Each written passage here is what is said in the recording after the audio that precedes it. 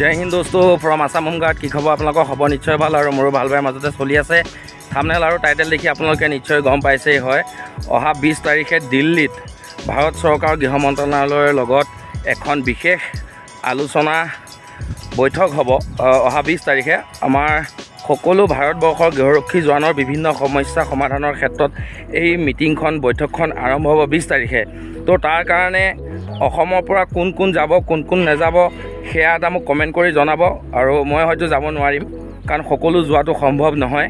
কাৰণ সকলোৱে যদি যায় এখন মিটিঙত তেনেহ'লে অলপ দিগদাৰ হয় তো আমাৰ অসমৰ পৰা তেনেকুৱা 5 জন মান সদস্য ওলাইছে সক্ৰিয় সদস্য দিল্লী যাবৰ কাৰণে 20 তাৰিখে অহা 20 তাৰিখে আজি হয়তো 14 তাৰিখ নে 15 তাৰিখ হৈ গ'ল তো 20 তাৰিখে যাবৰ কাৰণে 5 জন সক্ৰিয় সদস্য ওলাইছে আপোনাৰ মৰিগাঁৱৰ পৰা যাব লখিমপুৰ তেজপুৰৰ পৰা যাব আৰু এনেকৈ ধুবুৰীৰ পৰা যাব 5 জন মান সক্ৰিয় সদস্য যাব আৰু সকলোবোৰ একলগ হৈ যাব তো চাকৰিটো সকলোকে লাগে গৃহৰক্ষী জোৱানৰ চাকৰিটো সকলোকে নিয়মীয়াকৰণ লাগে সকলোৱে সুধিয়ে থাকে লগ পালে সোধে যে আমাৰ হোমগাৰ্ডৰ চাকৰিটো কি হৈছে গো তো সুধি থাকিলে নহ'ব সকলো ওলাই আহিব লাগিব আগবাঢ়ি আহিব লাগিব সকলো একগোট হ'লেহে আমাৰ চাকৰিটো নিয়মীয়াকৰণ হোৱাত কিবা এটা হয়তো আশা থাকে তো কোনো মানুহ আমাৰ তেনেকুৱা ওলাই নাহে তো কথা হ'ল সকলো যোৱা সম্ভৱো নহয় সেইকাৰণে মই কি ভাবোঁ মই ভাবাটো নহয় আমাৰ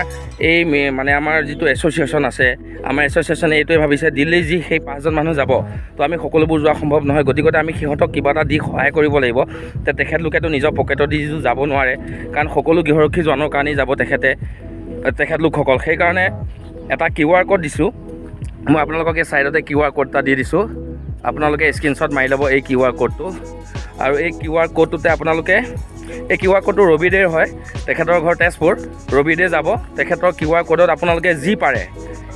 100 টকা হওক 50 টকা হওক 20 টকা হওক আপোনালোকৰ সমপৰ্যায় হিচাপত আপোনালোকে যি পাৰে সেই QR স্কেনাৰ কোডটোত আপোনালোকে ডনেট কৰক আৰু যাতে 20 তাৰিখে গৈ যাতে আমি 20 তাৰিখৰ পিছত যাতে ভাল ৰিজাল্ট এটা পাওঁ সেয়া আশাৰে আমি 10-20 টকা যি পাওঁ সকলোৱে দিবলৈ চেষ্টা কৰক আৰু কোনে ক'ৰ পৰা চাই আছে কমেণ্ট এটা কৰি মোক জনাবা আৰু এতিয়া আমি হাত খাব দি বহি থকা সময় নহয় কিয়নো এতিয়া আমাৰ দিন বাঢ়ি গৈ আছে সময় বাঢ়ি গৈ আছে বছৰ পাৰ হৈ গৈ আছে সকলো মানুহ বুঢ়া হৈ গৈ আছে তো চাকৰিটো সোনকালে নিয়মীয়াকৰণ হ'ব লাগে সকলোৱে আগবাঢ়ি ওলাইছে এইটো কাম কৰিবৰ কাৰণে এতিয়া চৰকাৰৰ লগত যি এটা আমাৰ বৈঠক আছে তো আমি আশা কৰোঁ যাতে ভাল এটা ৰিজাল্ট আহে তো সকলোৱে সেই QR কোডটো যি পাৰে 100-200 যি পাৰে আপোনালোকক দিবৰ কাৰণে মই বিনম্ৰ অনুৰোধ জনাইছোঁ আৰু আপোনালোকে সেই কোডটোত ধুনীয়াকৈ দি পেলাই আপোনালোকে এটা কমেণ্ট কৰি দিব আৰু মেছেজ কৰি দিব যে